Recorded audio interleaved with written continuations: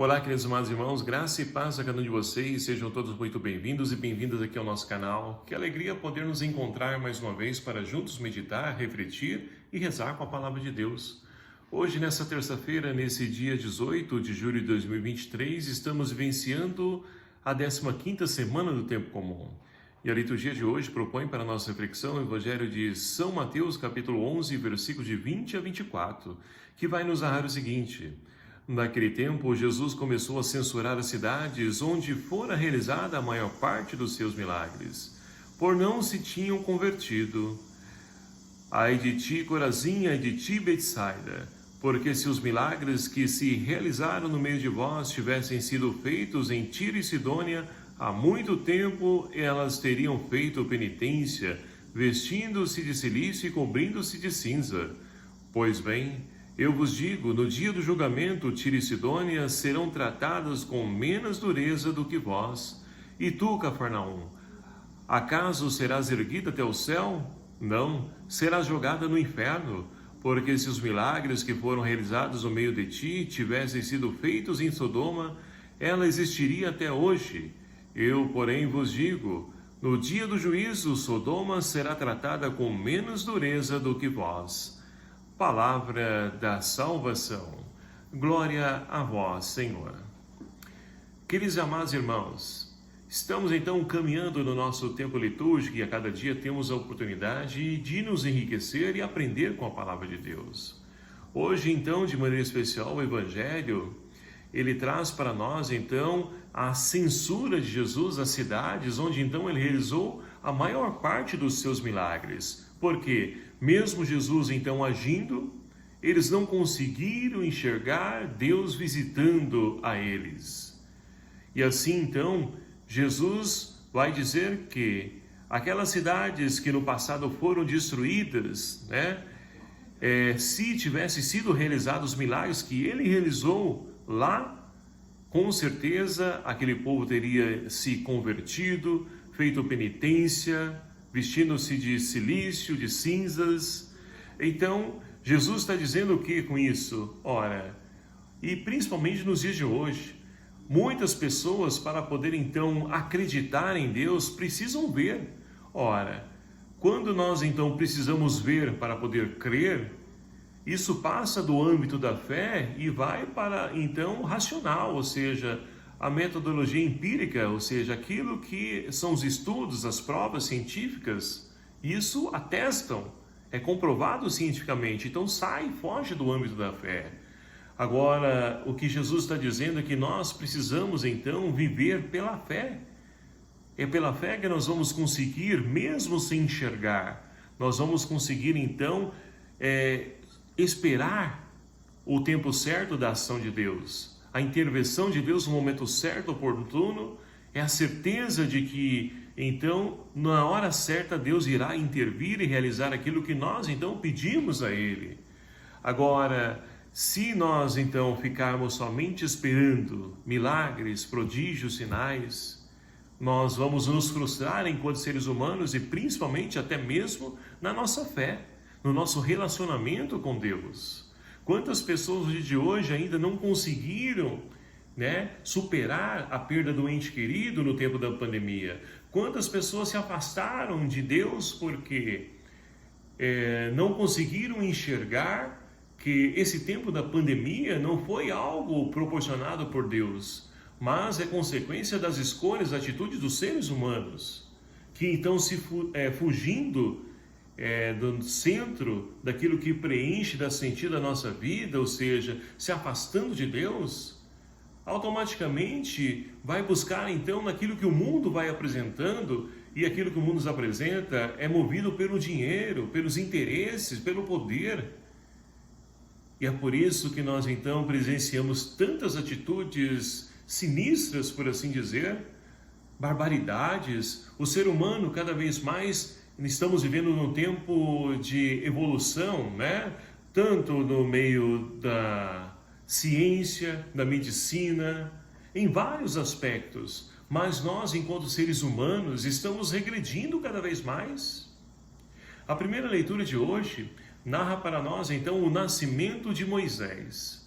Moisés, então, que nasceu num tempo onde o faraó havia mandado, então, matar todas as crianças, né, hebreias, porque para poder impedir de que eles crescessem cada vez mais e pudessem um dia, porventura, se rebelar contra eles e destruir o império do faraó. Então, é nesse contexto que Moisés nasce e a mãe consegue esconder Moisés até o terceiro mês. Depois já não consegue mais. O que ela faz? Ela então pega um cesto e calafeta ele direitinho para não entrar água e coloca ali Moisés e joga ali, lança, né, no rio abaixo, bem no momento onde então a filha do faraó estava ali se banhando, e ela então olha aquele cesto e percebe que ali há uma criança e pede então para que a própria mãe de Moisés cuide dele, amamente ele, mesmo sem saber que era filho dela, né? E assim então Moisés é cuidado pela sua própria mãe, amamentado por ela. E quando já fica grande, é devolvido à filha do faraó. E o que acontece? Moisés, já sendo grande, ele vai caminhar no meio da cidade e ali vai ver então um egípcio, ele abusando, né? E principalmente violentando um dos seus irmãos hebreus. E ele não aceita aquilo, ele vai então intervir. E para poder proteger então o hebreu, o que ele faz? Ele mata aquele egípcio.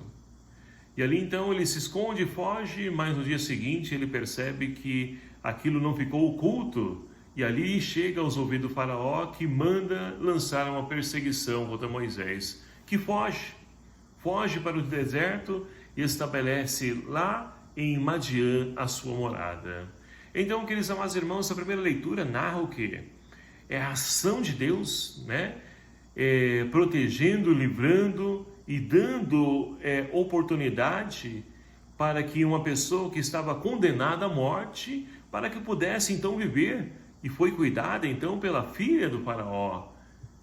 E assim então, é claro que mesmo fazendo parte ali desse grande império egípcio, ele não se conforma em ver então um dos seus irmãos hebreus sofrendo. E ali então ele atenta, tira a vida de uma outra pessoa. É claro que pagou um erro com o outro, e isso não nos é permitido, mas ele não deixou-se então se abater pela a violência, a exploração, né, do egípcio enquanto seu irmão.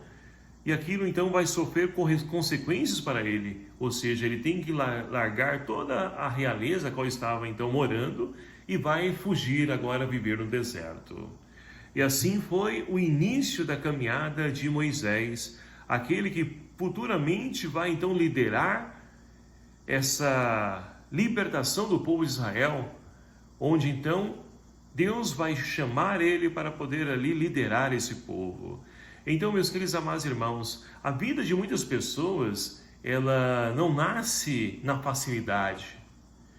É dificuldades, é luta, é perseguição, é batalha, sim. Quando, é lógico, nós nos dispomos a poder ser fiel a Deus, a cumprir os ensinamentos de Deus. Porque, do contrário, a lógica do mundo não está nem aí. Aqueles que se colocam como um empecilho, obstáculo, exclui, tira a vida, descarta. É dessa forma que nós estamos vivenciando. E nós não podemos, então, deixar que isso faça parte de nossa vida, mas que nós possamos crescer na fé e, é claro, enxergar a ação de Deus intervindo e visitando a cada um de nós. É assim que nós vamos, então, conseguir compreender a presença de Deus, ver a ação de Deus, mesmo nas dificuldades, enxergar Deus mesmo sem algo concreto que nos comprove, mas a certeza da nossa fé nos leva a ir adiante e enxergar a luz onde as trevas, porventura, que nós estejamos passando. É esse o caminho que nós somos então convidados a trilhar. E com o salmista de hoje, ele nos convida a podermos então a pisar, colocar os nossos pés na humildade. Na humildade. Humildes procurai o Senhor Deus e o vosso coração reviverá. Então na humildade, porque na humildade é que nós conseguimos enxergar Deus. Porque quando nós então, longe da humildade, nós então ficamos presos ao nosso conhecimento, à nossa sabedoria, ao nosso poder e não conseguimos então fazer a leitura de Deus na nossa vida. E vamos descartando Deus como muitos têm feito nos dias de hoje. Então, queridos amados irmãos, que nós possamos então pedir a graça de Deus de poder enxergar a sua presença, mesmo que nada nos comprove, porque isso sim é fé. A enxergar Deus pela fé, agindo e intervindo na história, transformando essa realidade, para que assim então nós possamos ver tanta injustiça e não sejamos coniventes com isso, mas possamos ser agentes de transformação. E é claro que sempre na humildade, para que ela então faça parte da nossa vida e nos ajude a poder então a fazer uma leitura de Deus nas pequenas coisas dessa vida, desse mundo, que nós possamos então nos abrir à ação do Espírito Santo. Louvado seja o nome do nosso Senhor Jesus Cristo, para sempre seja louvado.